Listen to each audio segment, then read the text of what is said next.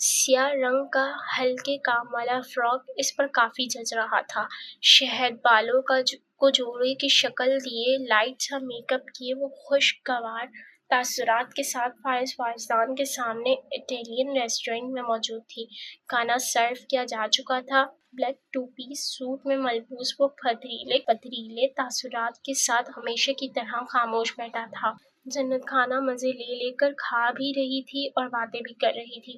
Aunty نے honey مون کی بات کی تھی۔ تم نے کہا تھا تم سوچو گے، کچھ پلان کرو گے۔ اب جب تک میں یہاں ہوں تب تک کچھ پلان کرو یار۔ تھوڑا میں بھی انجوائے کر لوں گی، آؤٹنگ ہو جائے گی میری بھی۔ فارس کا سر دکھنے لگا۔ کوئی آدھے گھنٹے سے وہ اس کی باتیں سن رہا تھا۔ مجال ہے جو وہ ایک لمحے کے لیے بھی خاموش ہوئی ہو۔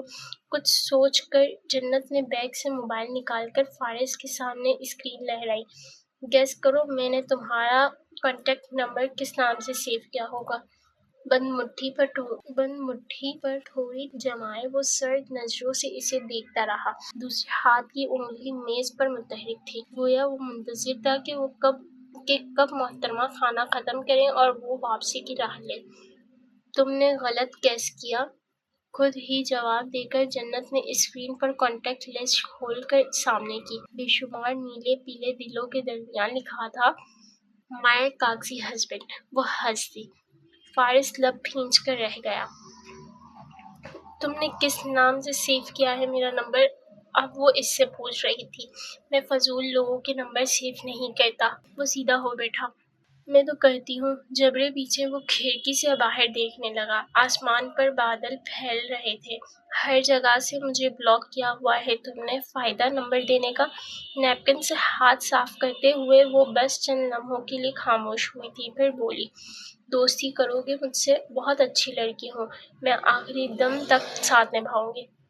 فارس نے ایک لحاظ کے لیے اسے دیکھا، پھر میز پر کونیاں جماتے ہوئے آگے بڑھا۔ اور یہ دوستی کے آفر کتنے لوگوں سے کر چکی ہو؟ جنت کے لبوں سے مسکراہٹ اڑنچھو ہو گئی۔ ایسے ہی خیال آیا تو سوچا پوچھ لوں۔ اس کی کیفیت سے محظوظ ہوتے ہوئے اس نے اپنی بات جاری رکھی، کہیں تمہارے ایکس ہسبینڈ نے اسی وجہ سے تو تمہیں ڈیورس نہیں دی؟ تم اپنی حد کراس کر رہے ہو فارس۔ جنت کا چہرہ جذبات کی شدت سے سرخ ہو چکا تھا۔ حد کراس نہیں کر رہا، تمہیں حد میں لانے کی کوشش کر رہا ہوں، کاٹدار لہجے میں کہتے ہوئے اس نے جنت کی طرف دیکھا۔ طلاق اس نے دی تھی یا تم نے لی تھی؟ جنت کو یوں محسوس ہوا جیسے اس کی گردن پر پاؤں رکھ کر مستا جا رہا ہو۔ فارس کا ہر سوال ایسا ہی تھا، اذیت کی دو دھاری تلوار کی طرح۔ تمہاری 6 بہنیں ہیں، ان میں سے کوئی ایک بھی تمہاری شادی میں شریک نہیں ہوئی۔ جہاں تک مجھے علم ہے خاصا بڑا خاندان ہے تمہارا، مگر کوئی ایک رشتہ دار بھی تمہاری شادی پر نہیں تھا سوائے سائرہ انٹی کے۔ مٹھیاں بھیجے لب باہیں پیوست کے وہ ضبط کے کڑے مراحل سے گزر رہی تھی۔ اتنے اچھے موڈ کے ساتھ اسے ڈنر پر لا کر وہ اس طرح کی باتیں کرے گا، اگر اسے علم ہوتا تو یقیناً وہ نہ آتی۔ میرے کردار پر مت آؤ فارس، میں تمہیں وارن کر رہی ہوں۔ اس نے اسے باز رکھنے کی کوشش کی تھی۔ ورنہ کیا کرو گی؟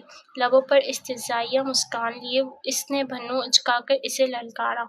غصہ، غم، بے بسی۔ جنت نے حلق میں ابھرتے آنسو کے پھندے کو بمشکل نیچے اتارا۔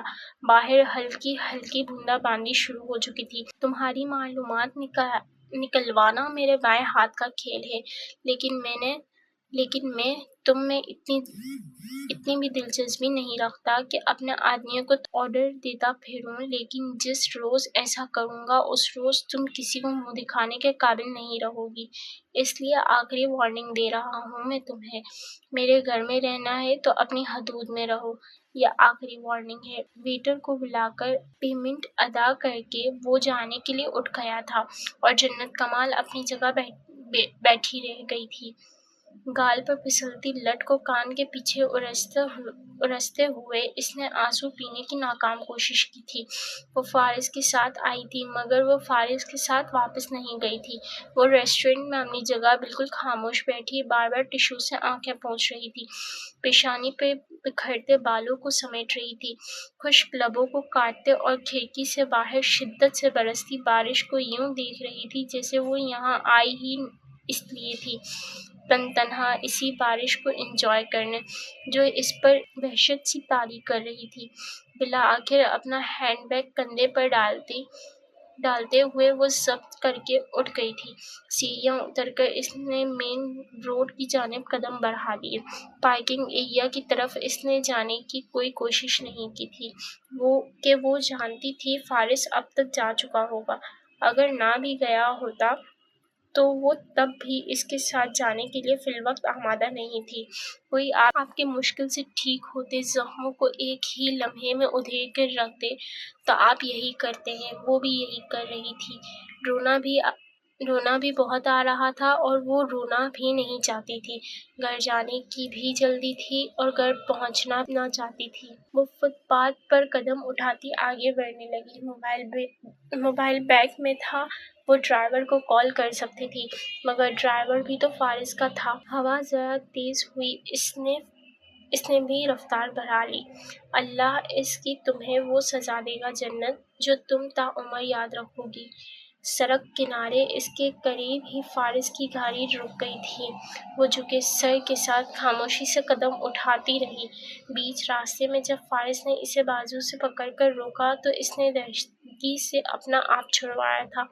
आधे घंटे से गाड़ी में तुम्हारा इंतज़ार कर रहा हूँ मैं, और तुम।